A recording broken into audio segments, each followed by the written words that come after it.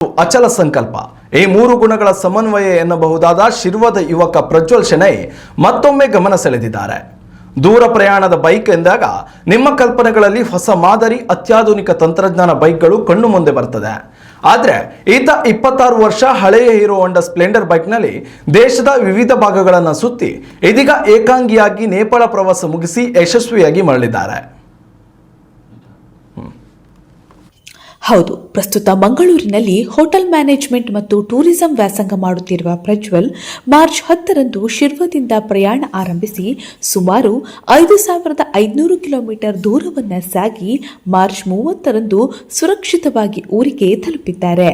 ಈ ದೀರ್ಘ ಪ್ರಯಾಣದ ಅವಧಿಯಲ್ಲಿ ಹಲವು ರಾಜ್ಯಗಳು, ವಿಭಿನ್ನ ಭೌಗೋಳಿಕ ಪರಿಸ್ಥಿತಿಗಳು ಹಾಗೂ ವೈವಿಧ್ಯಮಯ ಹವಾಮಾನವನ್ನು ಅವರು ಎದುರಿಸಿದ್ದಾರೆ. ಪ್ರಜ್ವಲ್ ಅವರ ಪ್ರಯಾಣ ಶಿರ್ವದಿಂದ ಆರಂಭವಾಗಿ ಹುಬ್ಬಳ್ಳಿ, ನಾಂದೇಡ್, ನಾಗ್ಪುರ, ಮಧ್ಯಪ್ರದೇಶದ ಜಬಲ್ಪುರ ಮಾರ್ಗವಾಗಿ ಮುಂದುವರಿತು.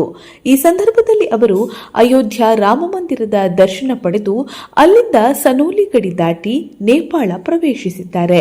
ನೇಪಾಳದಲ್ಲಿ ಅವರು ರಾಜಧಾನಿ ಕಾಠ್ಮಂಡುವಿನ ಪ್ರಸಿದ್ಧ ಪಶುಪತಿನಾಥ ದೇವಸ್ಥಾನ ಹಾಗೂ ಮುಷ್ಟಾಂಗ್ ಪ್ರದೇಶದಲ್ಲಿರುವ ಪವಿತ್ರ ಮುಕ್ತಿನಾಥ ದೇವಸ್ಥಾನ ಸೇರಿದಂತೆ ಅನೇಕ ಧಾರ್ಮಿಕ ಮತ್ತು ಪ್ರವಾಸಿ ತಾಣಗಳಿಗೆ ಭೇಟಿ ನೀಡಿ ಆ ಪ್ರದೇಶದ ಸಂಸ್ಕೃತಿ ಮತ್ತು ನೈಸರ್ಗಿಕ ಸೌಂದರ್ಯವನ್ನು ಆಸ್ವಾದಿಸಿದ್ದಾರೆ ಪ್ರಜ್ವಲ್.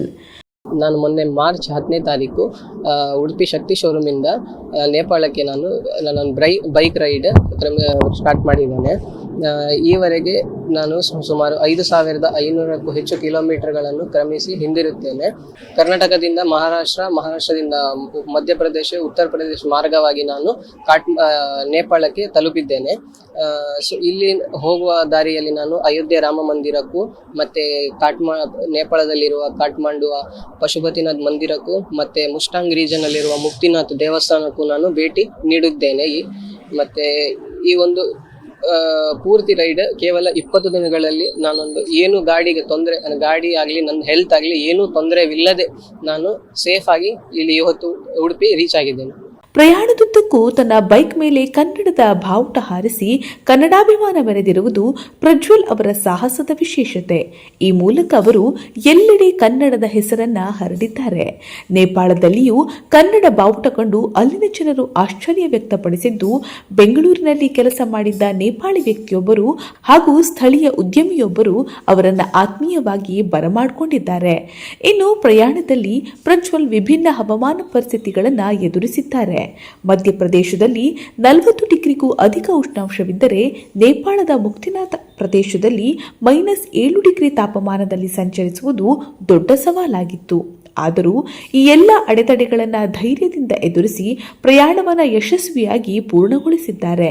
ಪ್ರಜ್ವಲ್ ಶೆಣೈ ಕಳೆದ 5 ವರ್ಷಗಳಲ್ಲಿ ದೇಶದ 17 ರಾಜ್ಯಗಳಲ್ಲಿ ಏಕಾಂಗಿಯಾಗಿ ಸಂಚರಿಸಿ ಸುಮಾರು 45,000ದಿಂದ 50,000 ಕಿಲೋಮೀಟರ್ ಪ್ರಯಾಣಿಸಿದ್ದಾರೆ.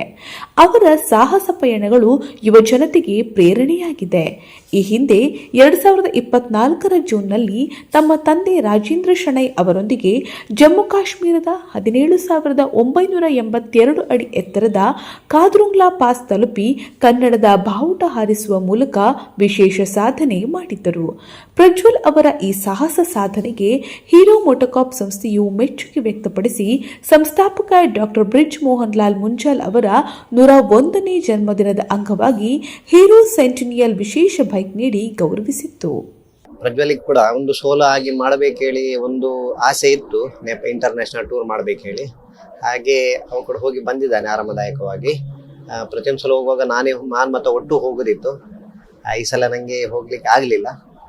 ಅವನೇ ಒಬ್ಬನೇ ಸೋಲೋ ಆಗಿ ಹೋಗಿ ಬಂದಿದ್ದಾನೆ, ಯಶಸ್ವಿಯಾಗಿ ಹೋಗಿ ಬಂದಿದ್ದಾನೆ. ತುಂಬಾ ಖುಷಿ ಆಯಿತು. ಸಾಮಾನ್ಯ ಬೈಕ್ರೊಂದಿಗೆ ಅಸಾಮಾನ್ಯ ಸಾಧನೆ ಮಾಡಿರುವ ಪ್ರಜ್ವಲ್ ಶೆಣೈ ದೃಢ ನಿಶ್ಚಯ ಮತ್ತು ಪರಿಶ್ರಮದಿಂದ ಯಾವುದೇ ಗುರಿ ಸಾಧಿಸಬಹುದು ಎಂಬುದನ್ನು ತೋರಿಸಿದ್ದಾರೆ. ಅವರ ಈ ಸಾಹಸ ಪಯಣ ಯುವ ಜನತೆಗೆ ಹೊಸ ಪ್ರೇರಣೆ ನೀಡಿದೆ. Ashwath Acharya, news next, Udupi. ಉತ್ತಮ ಸಂಸ್ಕಾರಯುತ ಶಿಕ್ಷಣದೊಂದಿಗೆ VSS English medium CBSE school Udupi Muddur. ನರ್ಸರಿಯಿಂದ 10ನೇ ತರಗತಿವರೆಗೆ ಶಿಕ್ಷಣದ ಜೊತೆಗೆ 5ರಿಂದ 10ನೇ ತರಗತಿವರೆಗಿನ ವಿದ್ಯಾರ್ಥಿನಿಯರಿಗೆ ಉತ್ತಮ ಹಾಸ್ಟೆಲ್ ಸೌಲಭ್ಯವೂ ಇದೆ.